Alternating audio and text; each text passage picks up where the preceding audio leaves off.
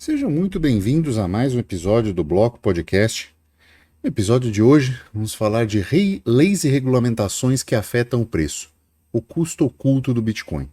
Comigo, tem o Felipe, o investidor descentralizado. Tudo bem, Felipe?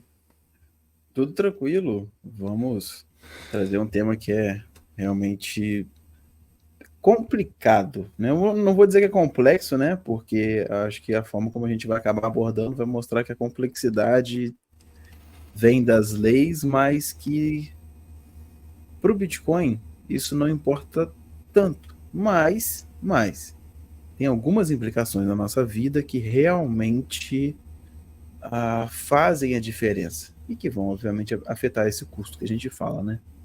Com certeza.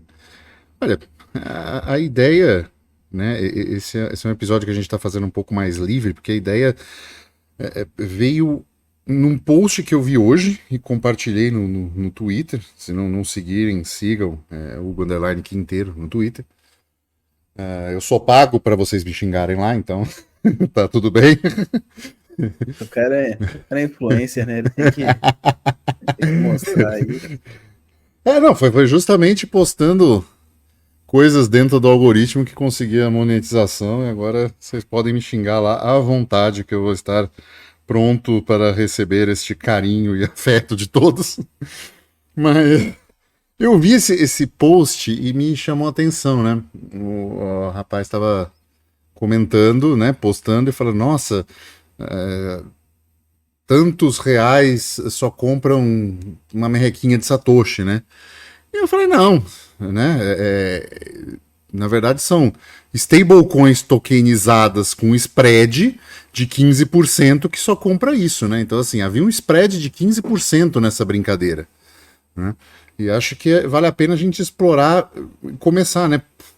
Por que tem esse spread, né, Felipe? Você que foi P2P e hoje presta essa consultoria para Sovereign Swap, né? Que inclusive quem quiser tem o link aqui na descrição. Mas por que existe esse spread no P2P por Bitcoin, né? Ou em outras criptomoedas? Tá. O spread não só é o prêmio, né, do vendedor, né, do P2P, é claro, visto que esse cara tem que ganhar dinheiro, mas o spread também ele precifica, né, aquilo que você está comprando.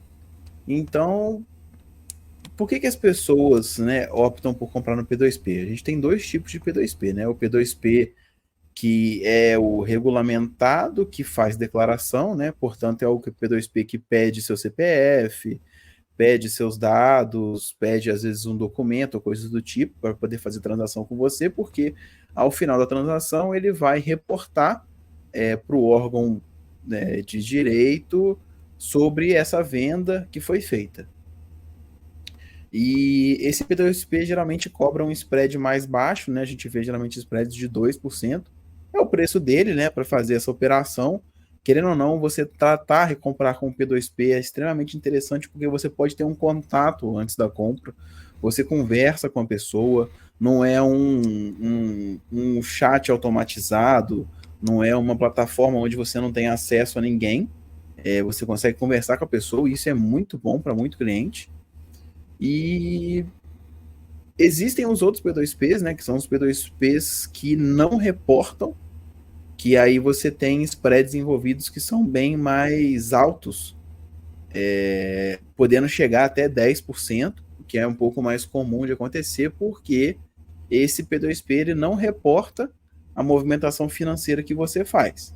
E ele é mais caro não só porque ele, em tese, tem que ter um prêmio mais alto, mas também porque ele tem um risco muito maior de estar movimentando um dinheiro seu, às vezes um dinheiro maior, e te dando esse retorno, né, de não fazer esse reporte.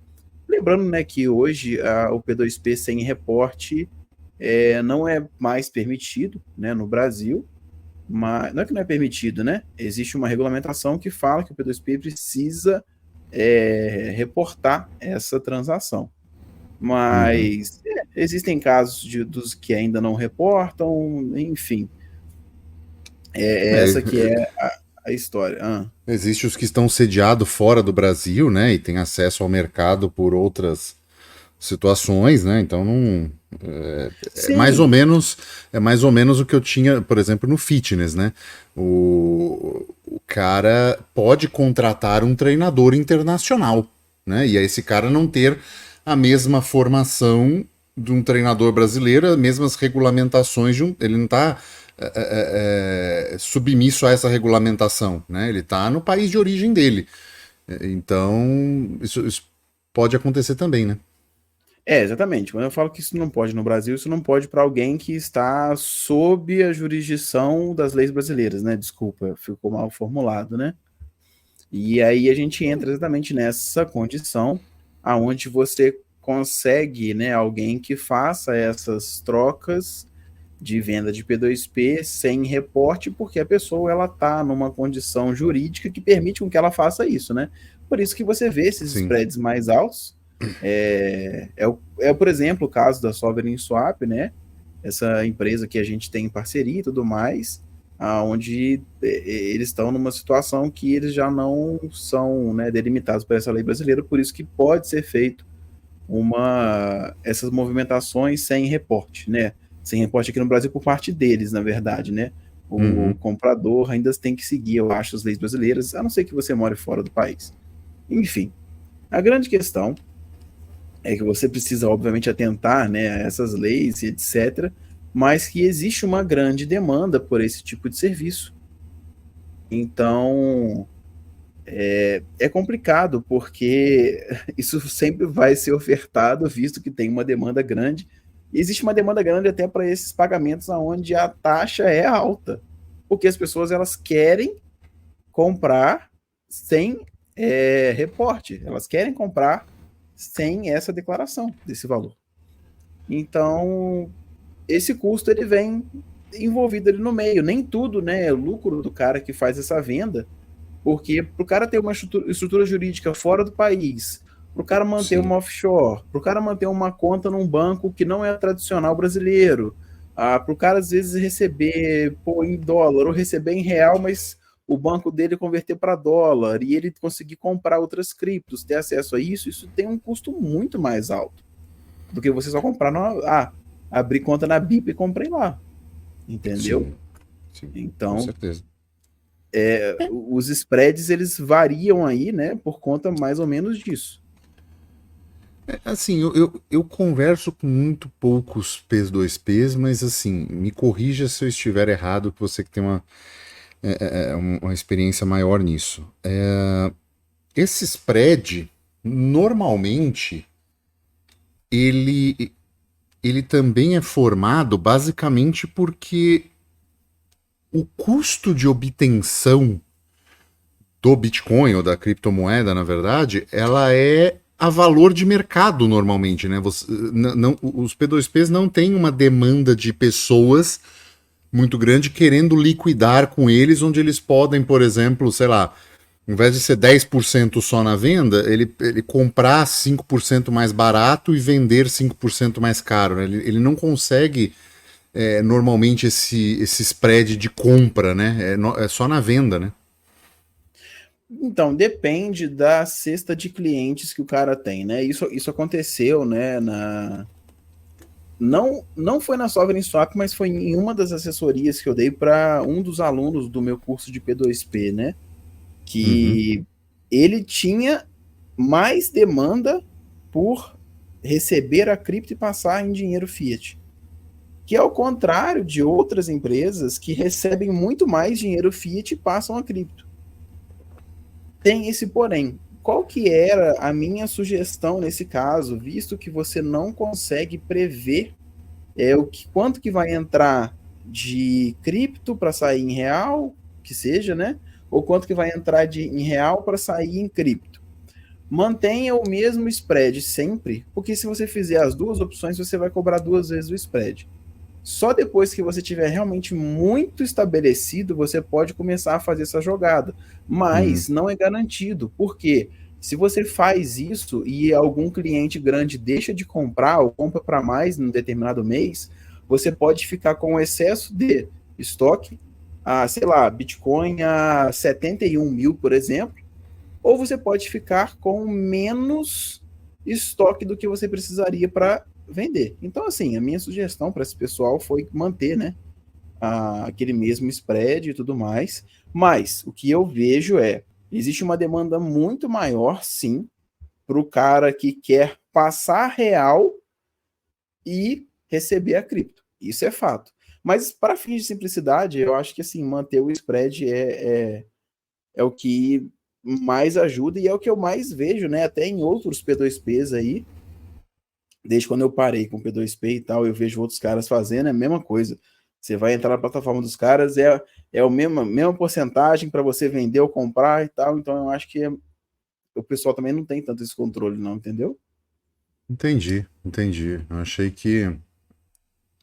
que houvesse algo mais simples no sentido de, deixa eu ver se eu consigo me expressar, a pessoa conseguir comprar, jogar isso a baixo custo para o SDT e trabalhar no padrão dólar o tempo inteiro, entendeu?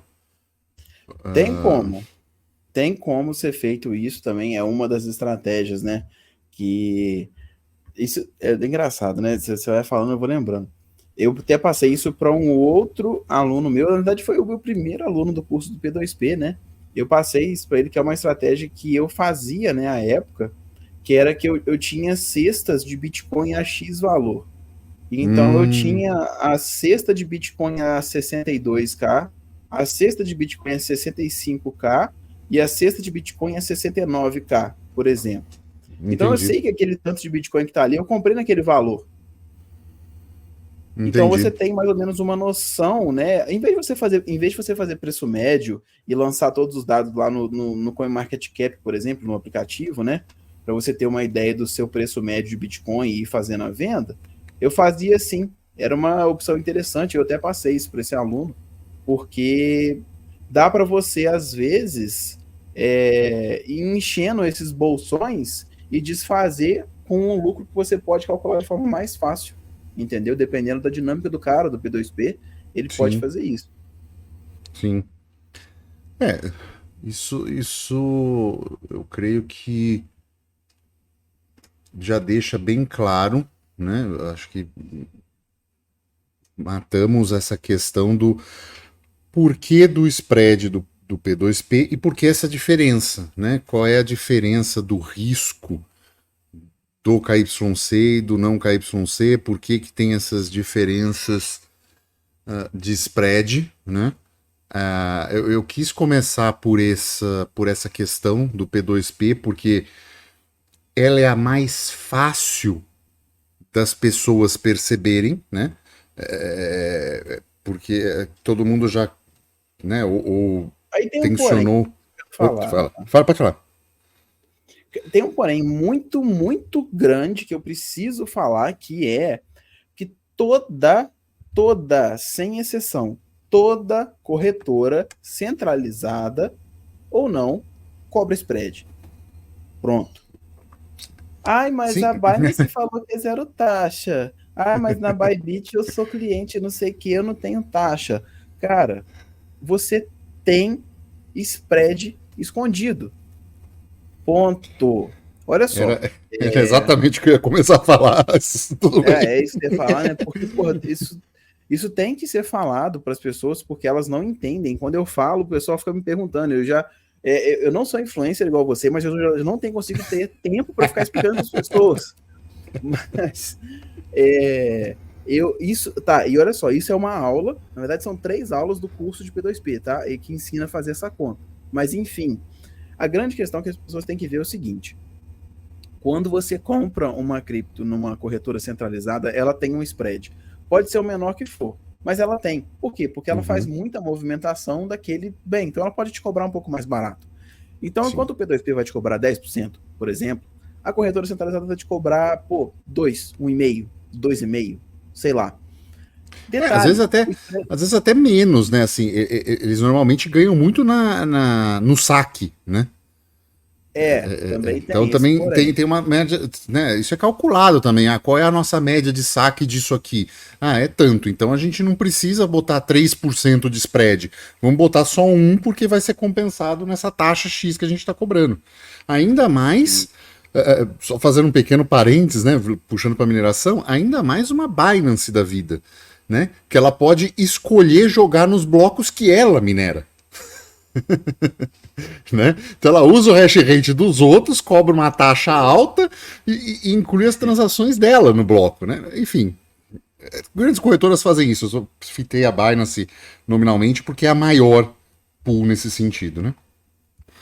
Não, é isso mesmo, tá válido, né? A ideia é essa. E aí, assim, só para que as pessoas vejam, né, o basicão, para ela entender, né, o quanto que ela tem de spread, né, naquela coisa, por exemplo. Vou dar uma dica, uma ideia aqui. É o que eu explico na aula, só que sim, a aula é mais estruturada, né? Mas a ideia é o Uhum. seguinte: manda R$ 100 para Binance, compra tudo de USDT, pega esse USDT, saca para sua carteira na rede mais barata que tiver, sei lá, na BSC. Sim. Vê lá quanto que foi a taxa de saque, né? Na BSC tá dando $0,3, então é 1,50. Então você mandou R$ 100, desconta 1,50 da taxa de saque, certo? Você Uhum. mandou então 98,50. Exato. Quando você receber esse USDT na sua carteira, joga na cotação do momento lá no Google e vê se você tem 98,50 de Não USDT. tem. Você não vai Nunca tem. ter. Qual que é o lance? Esses 98,50 que você mandou menos o que você tem lá, vai dar um valorzinho. Ah, sei lá, vai dar 30 1,50 de centavos. diferença. Às vezes é É, 30, que se é merrequinha, mas nunca é a mesma coisa. pega essa diferença e divide pelo valor total. Você vai ter Uhum. o spread em porcentagem do quanto que a corretora está cobrando de você. Nessa operação, nesse caso, o SDT. Tem um diferente para Bitcoin, tem um diferente para qualquer para Ethereum, para tudo que você imaginar. E Sim. é aí que você começa a entender que toda corretora tem um spread. Só que ela não fala para você que ela tem um spread.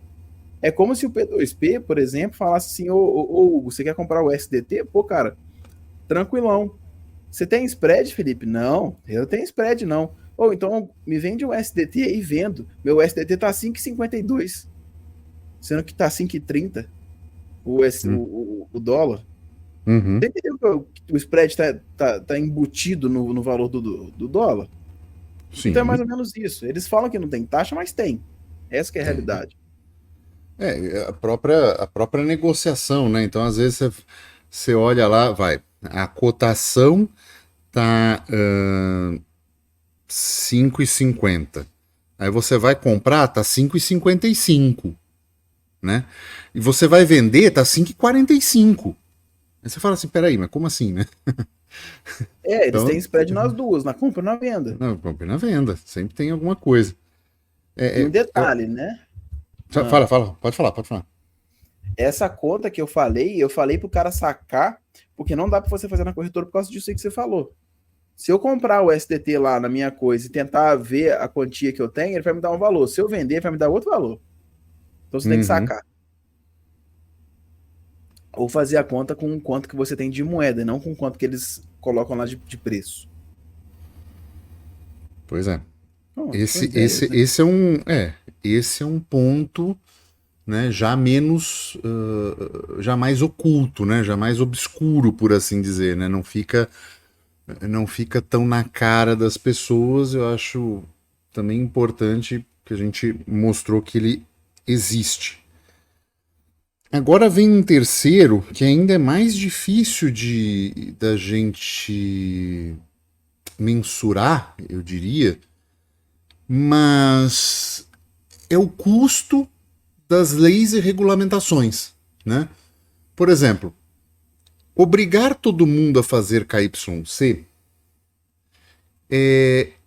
obriga as empresas a terem um software, ter banco de dados, salvar isso, ter um grande volume de dados, às vezes, muitas vezes, ter funcionários para conferir isso, né? É toda uma questão de suporte envolvido, é um código que precisa de programadores, mais programadores para fazer, porque às vezes você precisa travar certas movimentações para solicitar esclarecimentos, uma série de coisas assim.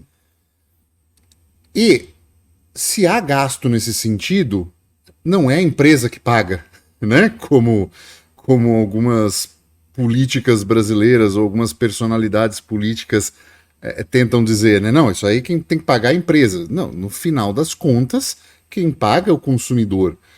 E este preço tá dentro desses spreads aí. Muitas vezes esses spreads são obrigados a aumentar justamente para cobrir isso, né? E cada regulamentação que sai, né, aumenta o custo geral de aquisição, né? Então, seja você junto à corretora centralizada que seja, tentando fazer as coisas tudo dentro da regulamentação brasileira, seja inclusive o gasto que ou no mínimo você vai ter de tempo ou gasto para procurar um contador que seja especializado em criptomoedas para te ajudar com questões de como lançar isso no imposto de renda, como fazer, como não fazer, como arrecadar, né, e pagar os famigerados DARFs e impostos necessários para isso acontecer,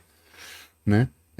É um custo também, né? Ele precisa tá incluído nesse custo de seja trabalho, né? Seja um custo de tempo, mas ele também está incluído, né? Claro, né? Não tem como. Sempre vai existir, né, essa inclusão no sentido, tipo assim, da taxa ser colocada no meio daquela situação.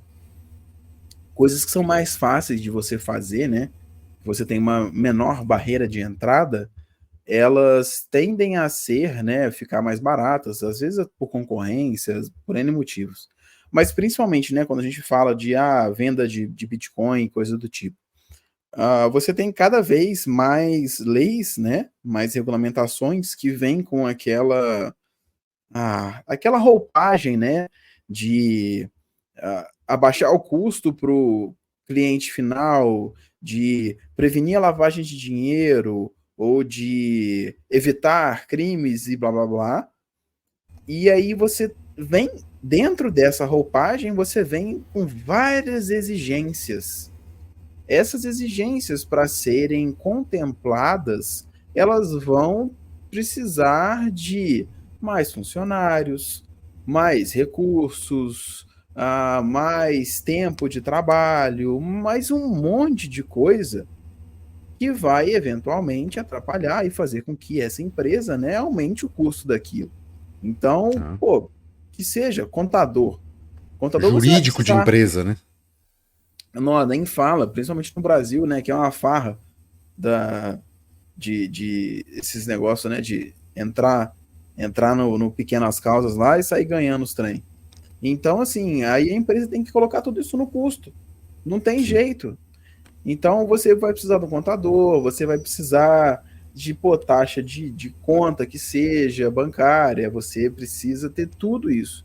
E aí, a cada lei nova que vem, né, que não se mede o impacto que ela vai gerar na burocratização e, consequentemente, uma maior dificuldade para quem está começando, para quem tem pouco recurso e para quem às vezes quer fazer uma compra com essa empresa, mas que vê que o spread dos caras tá caro. Porque é tanta burocracia que você começa Uhum. realmente a dificultar esse tipo de coisa. Pois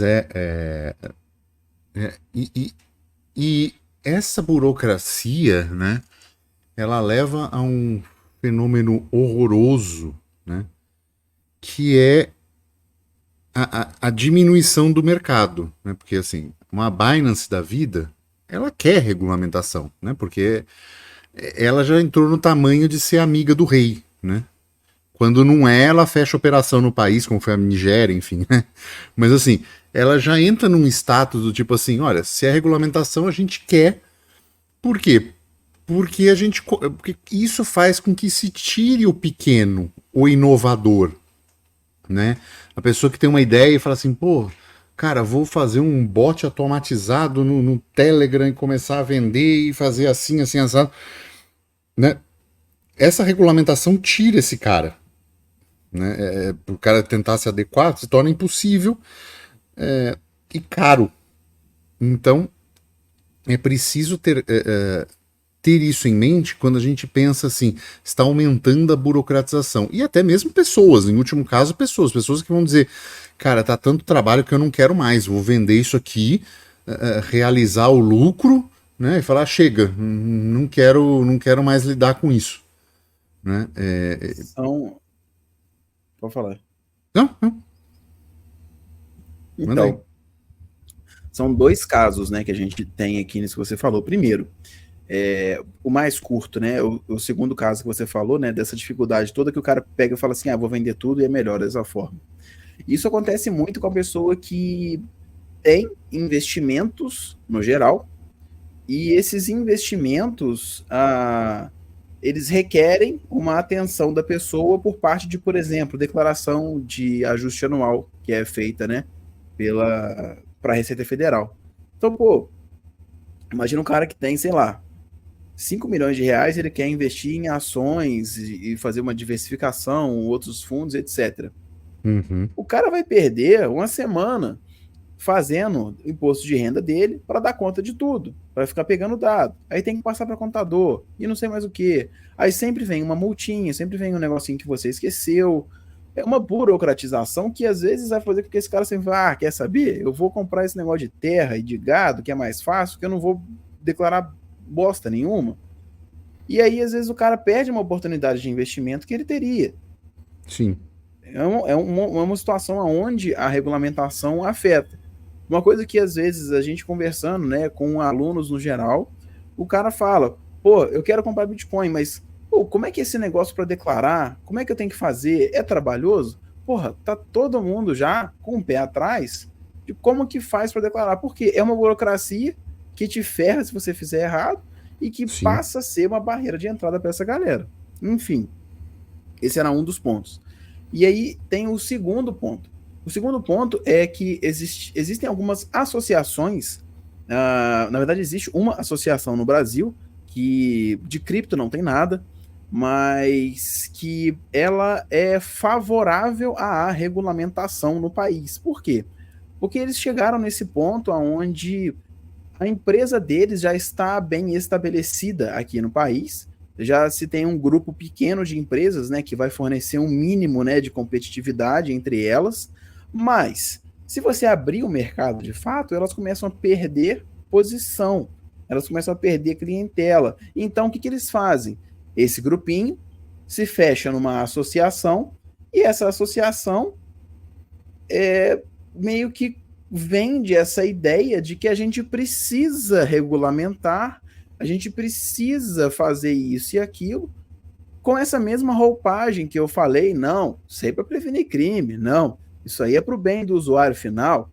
Só que, na verdade, você cria exatamente essa barreira para que outras empresas venham a funcionar no país e ofereçam um serviço muito melhor para quem está aqui, que no fim das contas, mais empresas funcionando, essa competição entre elas só é bom para o cliente final, para mais ninguém.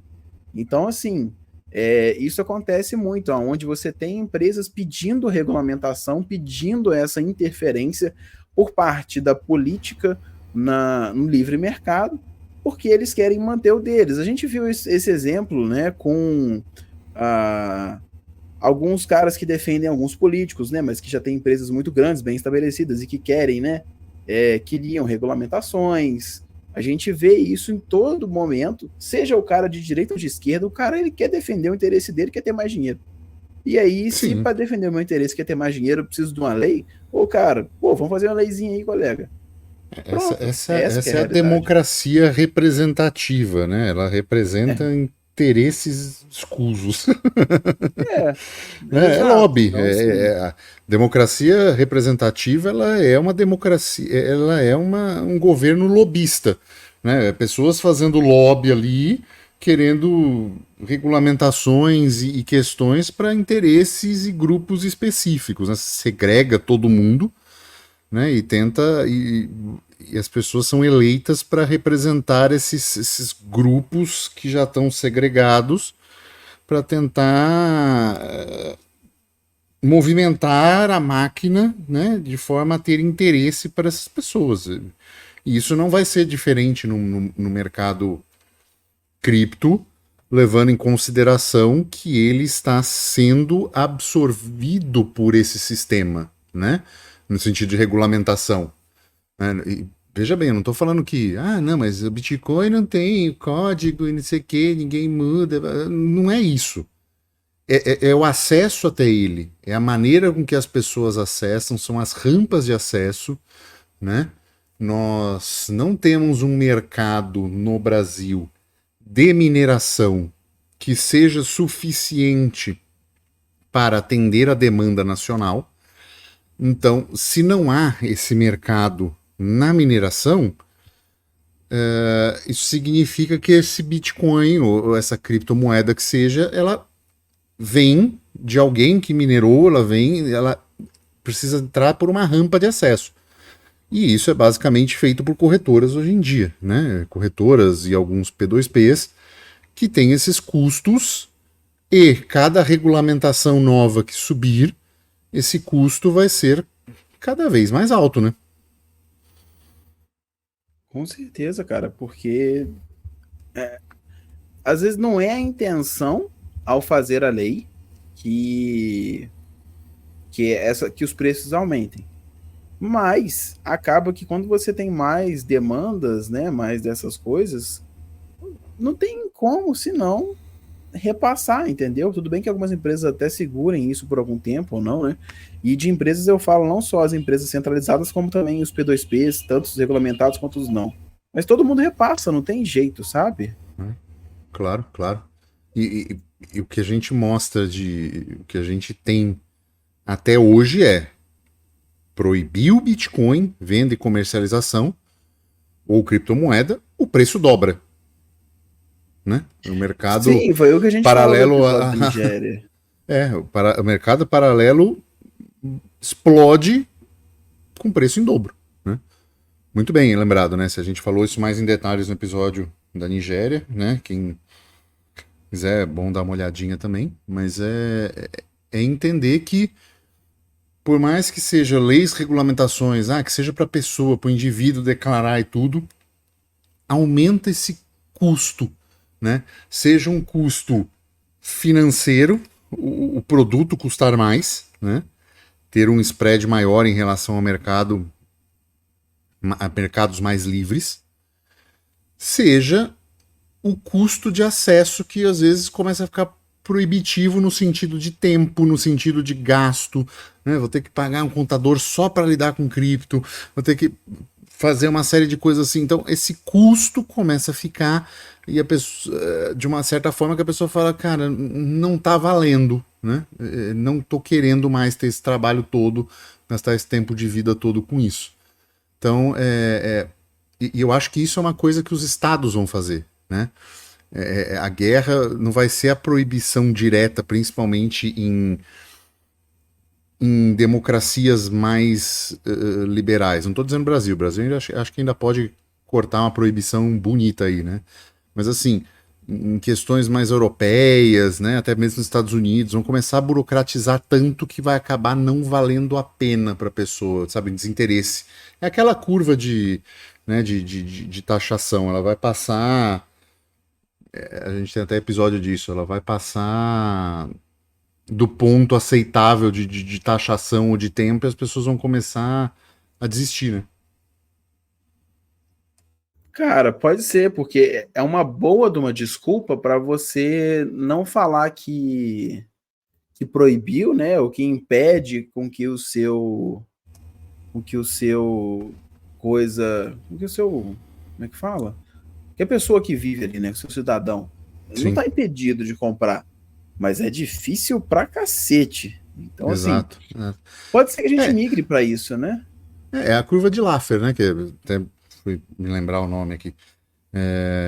Tem até episódio disso. Então chega um momento que leis e regulamentações começam a ser influenciar tanto no preço e no custo, não só no custo financeiro, mas no custo pessoal para você adquirir e negociar tudo, que as pessoas simplesmente vão começar a desistir. Passou, sabe, do ponto ótimo de taxação e as pessoas não querem mais. É preferível lidar com tesouro direto, né? A mentira do tesouro direto. Pode ser, né? É complicado. Eu tive isso com um aluno meu, onde a grande questão dele era essa. Um valor alto em Bitcoin, declara ou não? Pô, aí vieram as discussões, né? Sim. Pô, primeiro, o certo é você declarar, né? Para começar. Mas aí vem as implicações. Tá, mas se eu declaro, aí eu tenho uma burocracia disso, aí eu tenho que declarar isso todo ano, aí agora com a nova lei eu vou ter que pagar imposto nisso e naquilo, e aí se eu quiser movimentar daqui para lá, como é que... Tipo assim, aí você começa a ver, eu tava vendo, né, esse cara com essas indagações todas, e aí você vê o tanto que essa burocracia atrapalha uma decisão simples da pessoa que às vezes seria investir no próprio futuro. Sim, e tem um questionamento muito válido, né? Porque antes era só declarar, né? Você tem que dizer que você tem. Agora você tem que dizer que você tem e pagar imposto dependendo da maneira com que você armazenou. Daqui a pouco vão começar a pedir o número de carteira. Daqui a pouco começa. Pera, daqui a pouco eu tô me colocando em insegurança por dizer que eu tenho. Né? Porque vão pedir o número da minha carteira, vão saber o quanto eu tenho, esse dado vaza a qualquer hora. E aí? Né? Começa E o que, a entrar em assim, sérias preocupações nesse sentido. sim, exatamente. Porque assim, é complicado, né? Isso que você falou tem a ver com a notícia de hoje, que a gente vai apresentar agora no final. Então, já manda aí. Mas. Hã? Já pode mandar, então, já emenda, aproveitar. Tá, não, eu vou falar aqui, mas Sim, sim, essa sim. grande questão. Essa grande questão aí, assim, pô, a gente cansou de ver vazamento de dados, cara, de agência oficial, de governo, para as quais você é obrigado a informar o que você tem. E aí, depois de pô, um ano, tem um vazamento de dados e todo mundo tem acesso a isso. Pô, venda de credencial de acesso é mato na Deep Web, cara.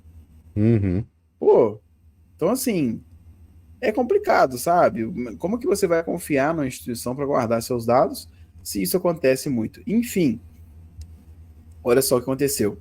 E-mails de investidores de criptomoedas vazam e são alvos de ataque. O cofundador do CoinGecko publicou um texto recomendando que investidores tomem cuidado com a segurança de seus fundos. E teve a Tether teve. Peraí, ele tinha uma lista de e-mails a qual foi comprometida. Eles não falaram aonde nem como que isso aconteceu. A grande questão é que essa lista de e-mail de pessoas que tinham um cadastro e tinham cripto comprado é muito mais fácil para um cara que é esperto em engenharia social fazer um phishing. Oi, o meu amigo aqui é da Tether e tal. Tipo, eu sei que você tem uma quantia relevante investida conosco, mas os seus fundos passaram por um problema aqui e tal. Eu vou precisar que você confirme alguns dados. Sim. Porra, você não vai pegar 10, cara, mas um dos que você pegar, às vezes o cara tem muito dinheiro e pronto. Você tem 100 mil, né? Uma em 100 mil é uma probabilidade remota. Mas, se você tem os dados e é fácil disparar esse mesmo e-mail para todo mundo, você pegou um em 100 mil, cara. Você tá na sua casa do mesmo jeito, assim. Você não teve trabalho extra, né? Então, É, assim, é é, complicado. é uma questão complicada. Cara, todo mundo que já teve e-mail nesse sentido. Tem um caso emblemático até do Deni Torres. Ele contou isso. Ele tem um e-mail única e exclusivamente para desalfandegar coisas no correio, né? Então ele compra as coisas do AliExpress, né? Precisa cadastrar um e-mail, ele cadastra aquele e-mail. Então, supostamente, é só para aquilo. O que ele começa a receber? Phishing de encomenda de correio. Só daqui, não sei o que e tal. Então, ou seja, o próprio correio, que é o único lugar que ele usa, vaza esses dados. Né? Então a gente tem essa questão problemática, né? Sim, tô falando, correio vaza, banco vaza, sabe? Porque é alvo, né? É lugar centralizado em termos de dado. É alvo, eventualmente vai acontecer, né? Não, vai. E outra coisa, a gente até comentou isso aqui no podcast. Cara, abre uma empresa aqui no Brasil e dá seu e-mail para você ver. Meu amigo, é normal todo mês chegar. Tem gente oferecendo serviço, tem golpe de negócio no trabalho, de justiça do trabalho, tem golpe do banco do não sei o que, tem tudo, cara. É impressionante. Porra, alguém tá vazando isso, se não propositalmente, dessa forma como a gente tá falando aqui, né? Assim, é alvo. De qualquer forma, é alvo. É centralização de dado sensível. Isso é alvo, não é? Pode ser a melhor empresa do mundo querendo gerir isso da melhor forma possível. A empresa é um alvo. Não tem como não ser, né? As pessoas sabem que são dados sensíveis que envolvem dinheiro. Pronto, né? Uma corretora seja corretoras de criptomoedas, sejam corretoras da bolsa de valores, né? São dados sensíveis de gente que você sabe que tem interesse pelo assunto, investe no assunto, né? Então é bem complicado isso mesmo, né? Eu acho que é isso, né? Assim, mostramos desde do custo menos oculto até o mais oculto possível deles, né, nesse episódio. Vamos também reforçando, né? Quem quiser continuar com essa discussão, né, lá no nosso grupo do Discord, tem aparecido muitas ideias, muitas discussões positivas, muita interação bacana por lá. Quem quiser ainda se aprofundar um pouco mais, né, nessas questões e tributos e entender o que são as leis, quais são as gray areas das legislações e afins, fica o convite para experimentar o nosso curso Fold. Você tem 7 dias de acesso gratuito. Pode dar uma olhada lá sem compromisso. Não vamos pegar o seu e-mail e ficar mandando. Você ficou vendo curso de graça, nada disso. Não, pode aproveitar o curso, pode ver se isso serve para você, se faz sentido para você, ver a nossa rede toda de suporte, enfim, que fazemos, né, assessorando as pessoas depois com dúvidas, né, até com sugestões de conteúdo que os alunos mandam e a gente produz em cima disso também, né? Fica esse convite e vamos chegando ao final desse episódio. Se ainda não fez, por favor, deixe 5 estrelas ou seu joinha no YouTube, é muito importante pra gente. E vamos ficando por aqui e tchau!